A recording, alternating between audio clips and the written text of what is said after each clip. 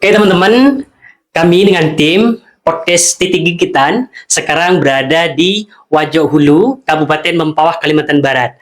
Oke kakak, Ya, selamat malam kakak. selamat malam. Dari kakak Erna ya, Iya. Kakak Erna, pengrajin tenun. Ya, Pengrajin tenun nih biasanya banyak pesanan nih. Alhamdulillah ada sih. Ada ya kak. selalu ceria ya. Selalu. Kak ya, sebelum kita wawancara ini kak ya, mungkin pengalaman kakak dari kakak membuat tenun nih mulai dari tahun berapa? Sekitar tahun berapa lah kakak bikin tenun kayak gini? Kalau dihitung tahun sih udah lama sekali ya. Masih kecil, kelas 5 SD. Oh berarti masih dari kecil kak ya, Iya, udah belajar udah tentang belajar. tenun ini. Udah belajar. Udah belajar. Jadi kelas 5 itu sampailah sekarang. Masih tetap dengan prosesi profesi nenun. Menenun, Iya. berarti dari 5 SD. Kelas 5 SD. Udah belajar lagi. Iya. Iya kak, mulai dari kelas 5 SD itu udah sangat jauh sekali Iya, ya, dari betul. tahun 90-an sampai sekarang ini udah Betul. beberapa tahun ya. Oke, ya kakak ini kan banyak-banyak ya kakak ini khas-khas tradisional Kalimantan Barat nih, khususnya di Kabupaten Mempawah ya kakak ya. Iya. Ya dari tenun nih, mungkin kakak bisa menceritakan proses awal itu dari pembuatan tenunnya gimana, bahan-bahannya itu dari apa saja kak? Kalau dari bahan dulu ya, dari Ya. bahan dulu itu kita menggunakan benang katun, seperti benang jahit itu dan juga proses benang tambahan itu dari benang emas. Jadi untuk proses awal itu benang itu memang prosesnya sangat tradisional, Ya. manual sekali menggunakan alat-alat yang memang dibuat bukan mesin, memang tradisional banget ya. Jadi benang itu dibentang, benang satu lembar itu ada hitungannya untuk satu alat. Jadi proses pembentangan itu memakan waktu itu sekitar 3 hari. 3 harian ya? Iya, 3 hari. Setelah 3 hari itu proses ada penyambungan benang satu lembar ke alat tenun. Setelah itu baru alat itu naik ke rumah tenunan, barulah proses pembuatan motif. Oh gitu ya kak Iya. ya. Oh, dalam jangka 3 hari ini satu tenun itu jadi kak ya? Enggak, itu proses proses awalnya. proses awal. Belum jadi yang kayak gini belum, kak ya? belum, masih lanjut lagi Bang. Ini Oh. memang tradisional benar itu. Iya, betul. Berarti harus kerja ekstra betul Ekstra, ya. setelah setelah alat itu naik, udah berisi bentangan benang, jadi Ya. baru kita proses pembuatan motif. Pembuatan motif di kain, di helaian benang itu, baru setelah itu baru proses tenun. Oh. Ya, jadi sebelum proses tenun itu, proses awalnya itu butuh berapa fase yang dilewati baru proses tenun. Iya. Ya teman-teman, ini prosesnya 3 hari dari 3 hari. pembuatan tenunnya. Belum jadi yang seperti ini kak ya? Belum jadi kayak satu lembar kain, belum jadi. Iya. Ya, kalau kita hitung kak ya, mulai dari proses pembuatan tenun itu sampai jadi yang kayak gini kak, itu berapa hari kak? Kalau kita hitung dari proses awal sampai satu lembar kain itu memakan waktu 10 hari. 10 hari. 10 hari. 10 hari. Nah, Itu maksimal atau minimal? itu sangat maksimal sih, udah Udah. full Full dah ya 10 hari itu ya. full tenun lah. Iya. Kadang-kadang tuh kan kita tenunnya ndak kayak kantoran, jadi ibu-ibu kadang-kadang juga nenun kan kemauan mereka. Iya. Setelah kerja, Iya. kerja beres-beres rumah baru proses tenun Iya. gitu Bang. Betul. Ya awal dari pembuatan itu kak, kan kakak ada pengalaman nih, mulai dari kelas 5 SD tahun 90-an sampai sekarang nih kak ya. Kerjanya tuh mulai dari kapan? Mulai dari pagi atau sore ataupun malam tuh kak ya? Kan kakak ini udah pengalaman nih. Prosesnya tuh apa, selesai kita masak dan ke malam kakak gimana itu? Nggak dipaksa sih, cuman setelah beres-beres rumah, setelah beres pagi, bisa juga istirahat.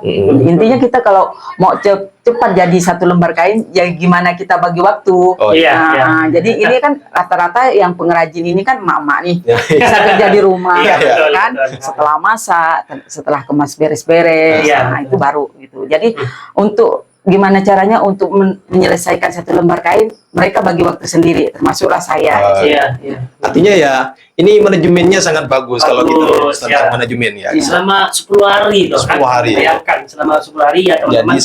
Jadi Satu kain. kain. Bayangkan kita itu kalau kita membuat satu tenun itu mainnya 10 hari satu tenun, Berarti kalau 1 bulan dapat 3 kak ya? Iya. Dapat 3. Ya. Ya tergantung dari pesanan kak ya. Kalau pesanan itu banyak, Iya. nanti ya itu nominalnya kakak yang tahu itu. Kan setiap kain ini kan beda-beda Oh, harga iya. juga. Jadi tergantung ada kelas nomor 1, dua. Oh, berarti ada tingkatannya. Ada tingkatannya, tergantung Oke. bahannya juga. Bahan ini kan beda-beda harganya nih. Iya. Iya. Jadi harga jualnya juga beda-beda. Nah, begitu. Oh, berarti dari kain yang ini kak, yang kakak buat di sini ini beda-beda harganya ya? Beda-beda. Oh iya iya. Berarti kalau beda-beda benangnya juga beda-beda kan? Iya, benangnya juga beda-beda. Beda-beda. Oh, Spill dong harga-harganya nih kak. biar teman-teman nanti tahu kak ya pesanan kita kak. Kalau Kalau yang ini kak gimana nih harganya Kalau nih? itu harganya satu paket itu kan couple papa mama itu 3.500.000. 3 juta teman-teman, berarti enggak terlalu standar masih ya, Ya, standar ya. Kalau orang sekelas PNS ataupun Ya. pegawai itu uang kecil itu kak. Iya sih. Masih tapi ya bisa gitu ya. Ini kan ada motif-motifnya kak. Iya. Ini ada apa sapi, ada naga, ada Kadang-kadang ayam. Ya. motif ini juga mempengaruhi harga. Oh, gitu. ya, Oh, ya, ya. Soalnya ada yang mereka request motif, bisa pesan kan, request motif buat motif ini. Jadi harga itu berbeda. Soalnya Ya. kita proses pembuatan motif juga ribet. Nggak pakai komputer zaman sekarang. Oh, pakai iya. laptop. Ini memang tradisional betul kak ya. Memang tradisional manual sekali pakai. Ya, buku. teman-teman ingat ya, ini nih motifnya juga berpengaruh teman-teman nih. Ya. Ada yang naga, Ya. ada yang ayam, ini juga berpengaruh teman-teman. Karena yang ada di Kalimantan Barat ini banyak ya, banyak etnis termasuk ini biasanya khasnya orang Cina, etnis Cina, ini etnis Bugis, yang ayam nih kayak gini ini apa namanya etnis Madura dan ini Melayu. Melayu. Ya. Melayu. Oke kakak ya, di belakang nih kak kayak banyak betul nih kak. Nah, ini Nih. gimana nih kak? Ini Nih kan- kak ya, nih ada kaligrafi, ada Bung Karno nih kayak gini Bung Karno nih. Ya. Nih kakak, Bung Karno nih kak. Dari pembuatan nih kak ya, apakah ada desain nih kak? Desainnya gimana nih kak? Kan ini kan kita nih, oke lah ini nih bahannya. Lah ini nih yang sangat unik nih kak. Gimana nih kak prosesnya kak? Ini sih pertama sih otodidak ya. Cuman ada inspirasi dikit. Jadi biar nggak monoton. Sekarang kalau dari dulu tuh kan tenun cuman kain dalam bentuk kain. Jadi seiring perkembangan zaman tuh, saya tengok home decor, hiasan dinding di Iya. orang itu. Jadi saya ada terinspirasi. Kebetulan juga favorit, idola banget sama beliau. Bung Karno, Iya, sebagai presiden pertama iya, kita ya. karismatik. Jadi saya di buka Google itu ada foto beliau. Jadi saya ambil, saya print. Jadi saya turunkan ke buku motif tenun saya. Nah itu sangat manual, enggak pakai komputer, enggak pakai. Iya. Jadi saya turunkan satu-satu dengan hitungan per lembar itu. Saya buat ke buku motif itu buku millimeter block lah. Sampai pakai itu kan. Nah, jadi baru dari millimeter block itu baru saya hitung ke lembaran kain. Memang original kain. Kalau dipikir ini memang yang ada cuman di Kalbar, khususnya di Kabupaten Mempawah. Home decor dengan sketsa wajah Bung Karno. Bung Karno. Bung Karno. Ini ada di Kalimantan Barat teman-teman, khususnya di Kabupaten Mempawah. Nih. Khas tradisional kaligrafi Ibu Erna. Dari Nih, tenun langsung. Dari tenun langsung ini tradisional, bukan dari manual kayak kita itu komputer atau lain sebagainya, teknologi dan lain sebagainya. Ya kak ya, ini membahas tentang Bung Karno ya kak ya. Iya. Ya, kakak nih sudah banyak nih khas-khasnya nih, karya-karya kreatifnya nih. Kan kakak ini pernah juga dari ada penghargaan. Ya, betul. Kakak kan ini ada piagam yang saya lihat nih kak ya. Piagam tuh. Dari Raja Mempawah nih kak ya. Kemudian dari mana ini kak? Ya saya tengok dulu kak ya. Iya, siap. Ini Koperasi. dinas koperasi dari Dinas pemerintah Koperasi. ya. Yang ini dari Raja Mempawah. Ini dari Pangeran. Siapa ini? Dari Raja Mempawah. Raja Mempawah Mardan ya. Raja Mardan ini kan. Iya. Ya kakak ini kan udah banyak nih. Ketika saya lihat nih piagam-piagamnya kayak gitu Piagam juga ya. Mungkin kakak bisa jelaskan nih yang terkait nih. Sangat saya nih sebenarnya sama kakak sangat memberikan aspirasi banyak nih, khususnya nih kakak yang pengrajin tradisional sudah mendapatkan apa namanya nih piagam dari Raja Mempawah ini sangat Ya. sangat populer sekali nih. Ya. Memang Mungkin kakak bisa jelaskan itu gimana tuh? Kok Mungkin, bisa kayak mungkin gini? udah rezeki. Iya. Jadi secara kebetulan waktu itu pergi pengajian. Jadi memang secara kebetulan ada perwakilan dari Kerajaan Amantubillah, Istana Amantubillah itu. Jadi pas ketemunya di situ, jadi saya ada kasih cenderamata sama perwakilan dari Istana Amantubillah. Jadi lanjut. Lepas dari pengajian, jadi ada kontak dari pihak kerajaan menghubungi saya untuk ketemu. Setelah itu pas di acara robok-robok tahun 2002 itu saya dipanggil ke keraton. Kejutan sih, kejutan sih untuk saya kan. Jadi dipanggil atas alasan sebenarnya untuk nggak tahu alasan apa. Jadi setelah itu rupanya ada kejutan. Dapatlah saya gelar dengan gelar Datin Nata Budaya yang diberikan oleh Kerajaan Amantubillah kan? Kerajaan Amantubillah. Waktu itu masih Raja Mardan Adijaya Kusuma Ibrahim. Masih sebelumnya Raja Mardan ya? Enggak, Raja ke-13 kan masih Raja Mardan tuh. Iya. Jadi kalau sekarang kan udah Raja 14. Iya. Ini sekelas raja yang memberikan piagam ya, juga pemerintah Kabupaten Mempawah ya. Iya. Kakak ya, oke ya. Ini sudah banyak sekali hasil dari kakak. Dari situ ya kita nih sebenarnya memberikan aspirasi penuh sama kakak. Dan juga pemerintah sebenarnya memberikan aspirasi penuh, memberikan piagam khususnya nih. Bapak Gubernur Kalimantan Barat kak ya. Maunya sih. Maunya seperti itu kak ya. Karena itu sangat penting ya, karena seperti penting harus dijaga juga budaya-budaya seperti ini kita harus jaga, khususnya di Kalimantan Barat. Karena ini yang dilestarikan ya dalam hal budaya tenun ya. Karena kayaknya di Kalbar ini yang masih dominan dan aktif ya, itu kakak namanya Kak Erna gitu ya. Kan masih, karena karya-karyanya itu sampai ke internasional ya gitu kan, sampai ke juga raja ya kan. Nah, di situ. Ya. Dari situ kak ya, ini kan kakak ini saya dengar tadi dari kakak tuh ada pemesanan dari luar negeri. Bukan dari lokal saja, bukan dari Indonesia, tapi luar negeri kan. Ada yang dari Belanda. Belanda banyak. Belanda teman-teman. Dari Belanda. Dari Yang Belanda. menjajah kita nih. Belanda memesannya. Belanda. Itu kakak bisa jelaskan itu gimana tuh? Bisa. Itu pertemuan itu kan beliau salah satu kerabat juga dari Istana Amantubillah. Iya. Jadi datang ke istana, lepas itu singgah ke rumah, singgah ke galeri inilah. Jadi beliau tuh sangat tertarik kan melihat ciri khas yang unik-unik kayak gini, mereka suka. Jadi mereka tuh ada pesan setelah mereka pulang ke Belanda, mereka pesan. Lanjut untuk mempromosikan juga di sana. Ada juga yang dari Malaysia, Terengganu, Perak, itu memang kadang-kadang via WA sih. Mereka pesan, mereka kan kental dengan Melayu di sana. Jadi mereka ada pesan kain, termasuk juga tanja seperti ini.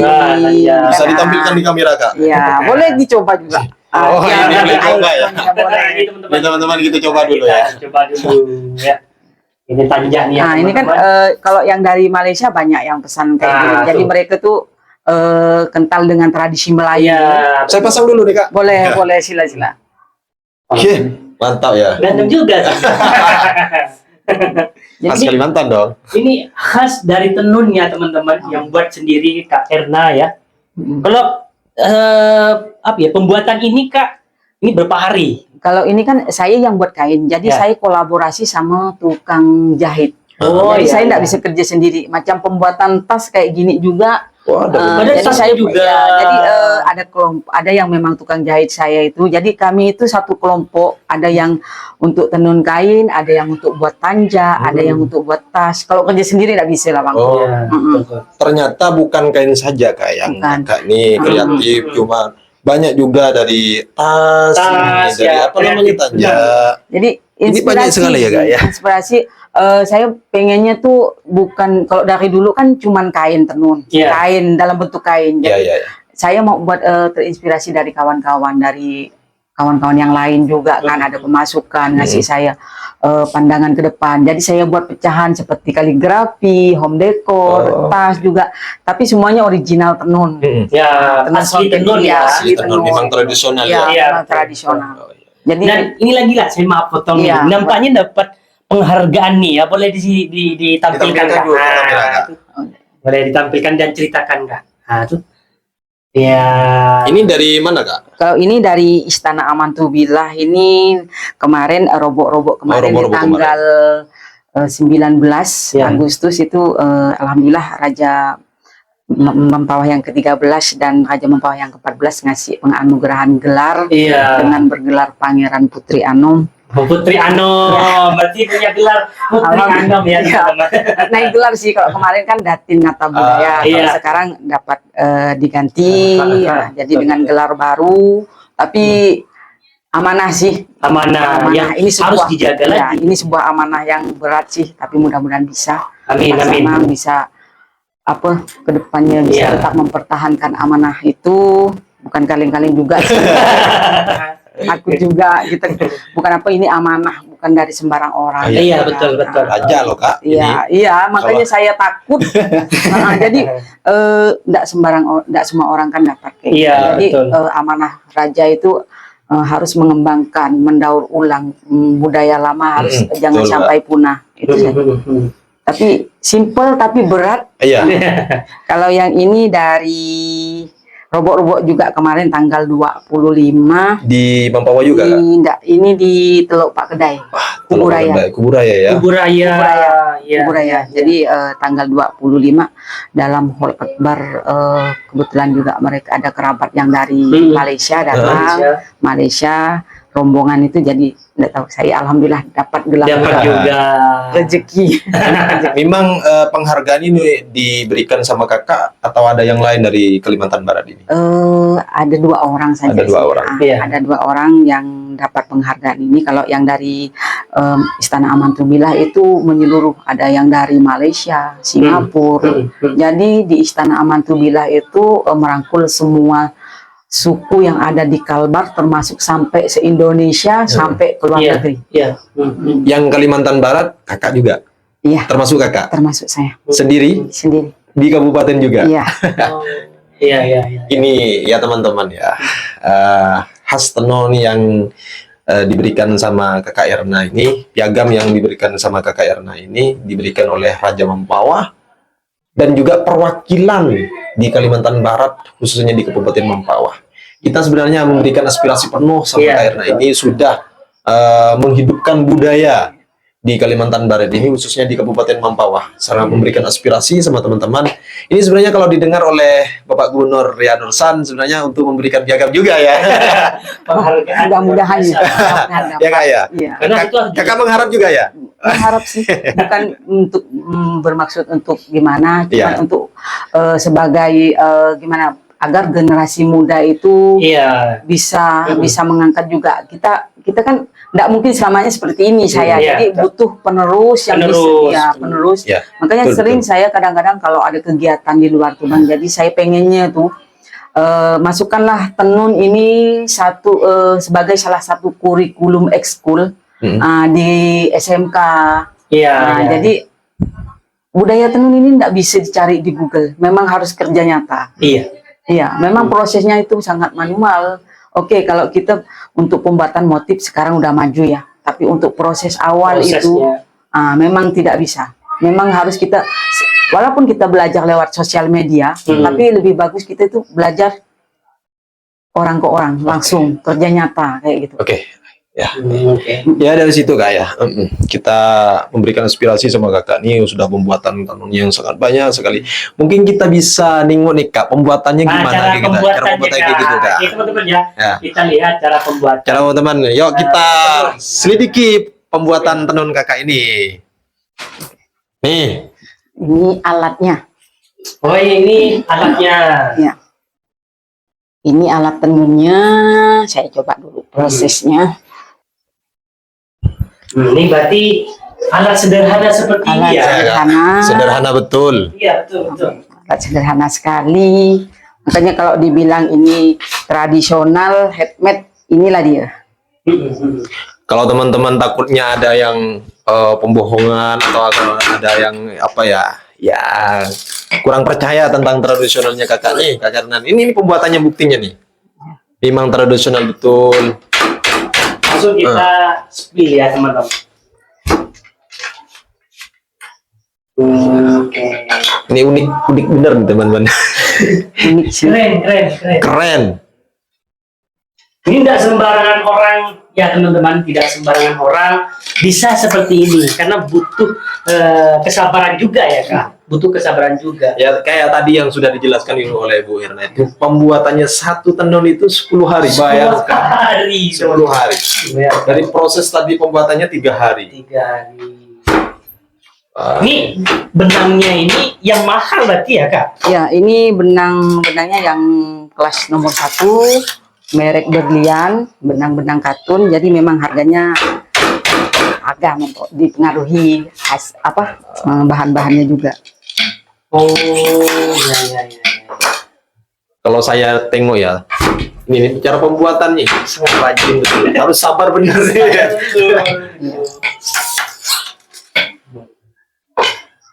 Ya. Keren banget. Oke, ini ya. Jadi untuk pembuatan motif ini mempengaruhi. Ini ada hitungan matematika di sini lah dia. Jadi makanya terbentuk motif seperti ini. Oh, ini Kak ya, ini nih. Yang kayak gini ini untuk memotifkan lah ya. Ya, ini kan sebelum alat ini naik masih kosong. Motif ini tidak ada kosong, cuman benang doang. Benang nilon ini tidak ada kan. Iya. Jadi sebelumnya harus buat menghitung dulu, dihitung. Dari buku milimeter blok itu, jadi dihitung ke benang satu lembar. Selepas dihitung bentuk motif, kita ikatlah sama benang nilon seperti ini. Ini tidak kusut. Kalau orang nengoknya pasti kusut. Iya. Nah, tadi saya tengok tuh nggak kusut juga. Iya, kalau ya sepintas orang pikir tuh ini benang apa sih fungsinya kayak gitu kan. Nah, tapi ini memang benang fungsinya sangat, inilah yang terpenting. Kalau tidak ada ini memang tidak terbentuk.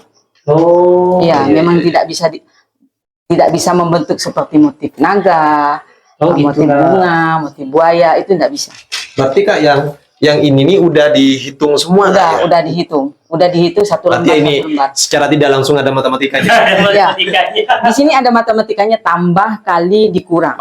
Oh gitu. Iya. Ya. Kalau saya sih tak paham betul. Makanya harus pintar, Harus Jadi cerdas juga ini. Iya, harus ada. Nggak cuma kesabaran tuh ya. Bukan hanya tradisional tapi ada matematikanya juga. Matematikanya juga. Ya. Yang hebat itu zaman dulu. Enggak, tanpa matematika kok bisa terbentuk motif. Iya, betul sih, betul. Itu himbauan sih untuk anak-anak generasi muda, mudah-mudahan dibantu sama pemerintah daerah. Amin. Untuk meneruskan budaya nenun, biar tidak pupus, Bah. Artinya kan lebih mudah sekarang aksesnya juga ya.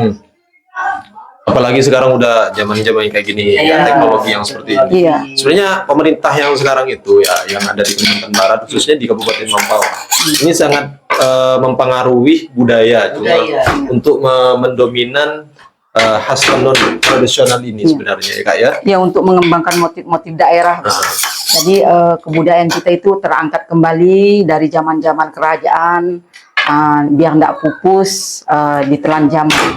Jadi melestarikan budaya dengan salah satu hasil karya tenun kita bicara. Makanya saya setiap kali post saya bicara cuman lewat karya tenun. Itu saja sih. Kadang-kadang saya post begitu.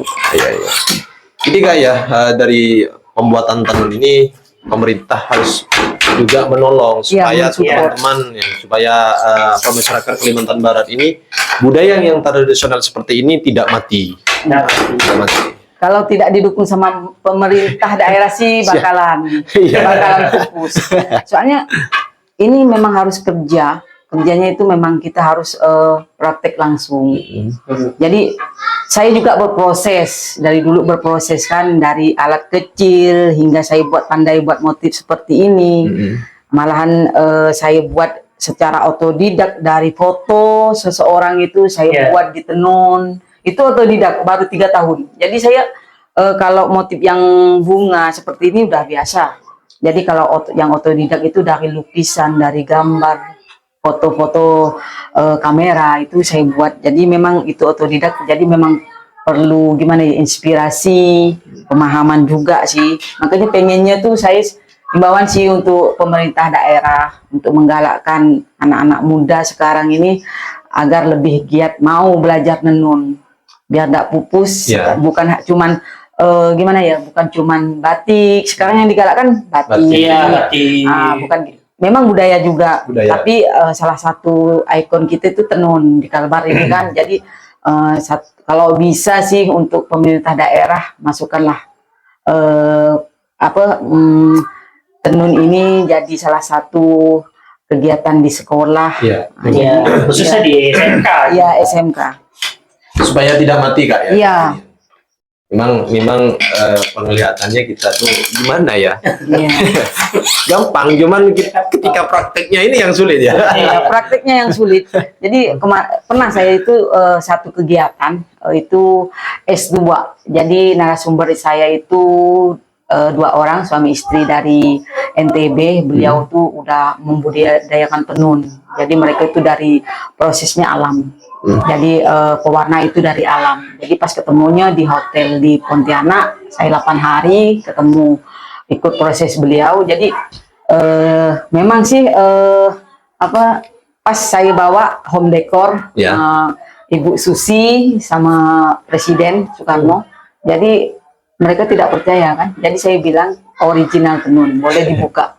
Jadi beliau S2 loh, setara S2 loh belajar, saya cuman tamatan SMA, mereka mau belajar dengan saya. Jadi saya bilang saya cuman tamat SMA Bu, saya bilang gitu kan. Jadi mereka tuh belajar mendesain itu sampai ke insinyur di Bali.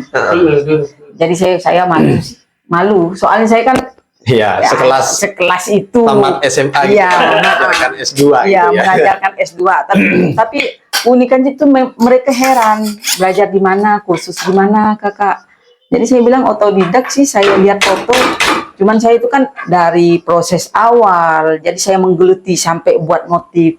Kadang-kadang ada juga pengrajin itu yang cuman pandai nenun tapi tidak bisa buat motif. Nah, kayak kawan-kawan saya yang satu kelompok dengan saya itu kan saya udah buat motif nih di kain tenun nih. Jadi mereka tinggal proses tenun masukkan benang.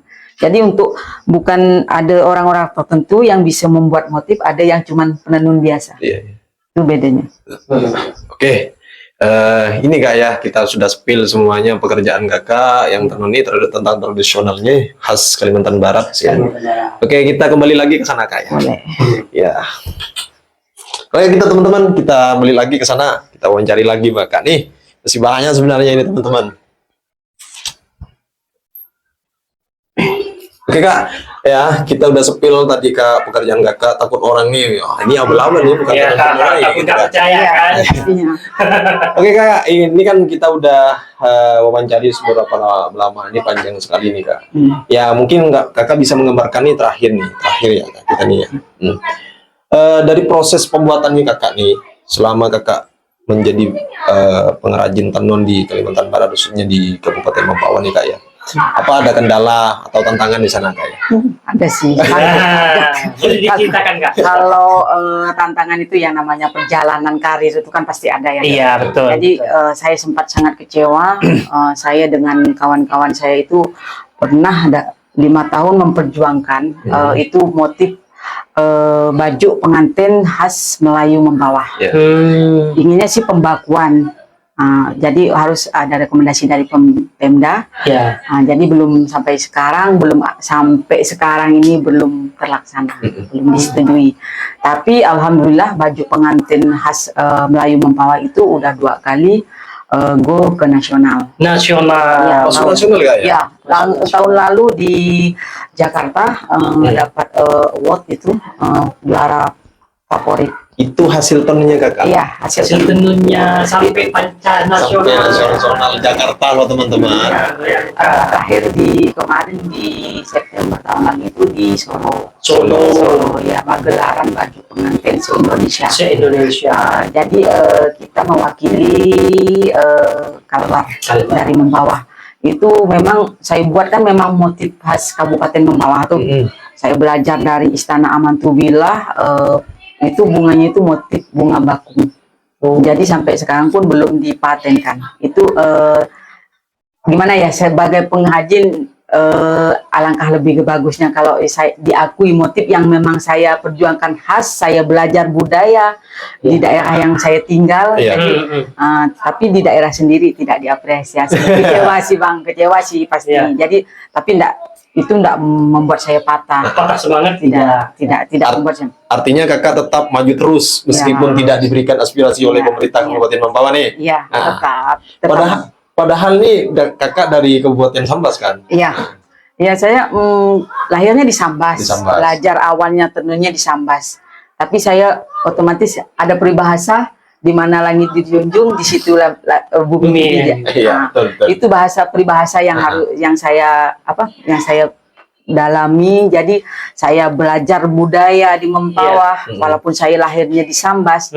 Jadi saya belajar tuh budaya Mempawah itu banyak yang saya ambil dari Istana Amantubila, karena di Istana Amantubila itu banyak yang belum terangkat ke permukaan, itu belum cuman 1-2 ya.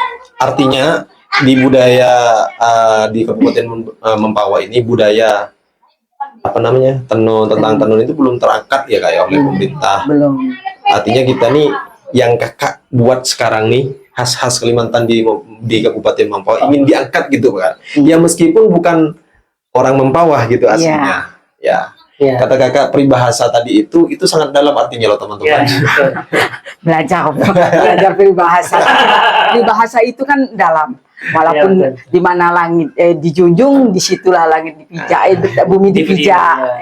Jadi belajarnya memang dari home decor, kaligrafi, semua ini saya belajar mengembangkan, berimajinasi dengan karya-karya, tapi tetap identiknya dengan tenun. Original tenun.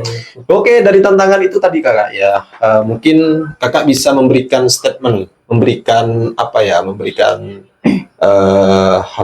semangat lah untuk teman-teman di luar sana. Gimana semangatnya biar kakak kata-katanya kepada teman-teman khususnya di Kabupaten Mempawah, gimana? Silakan kakak. Budaya ini.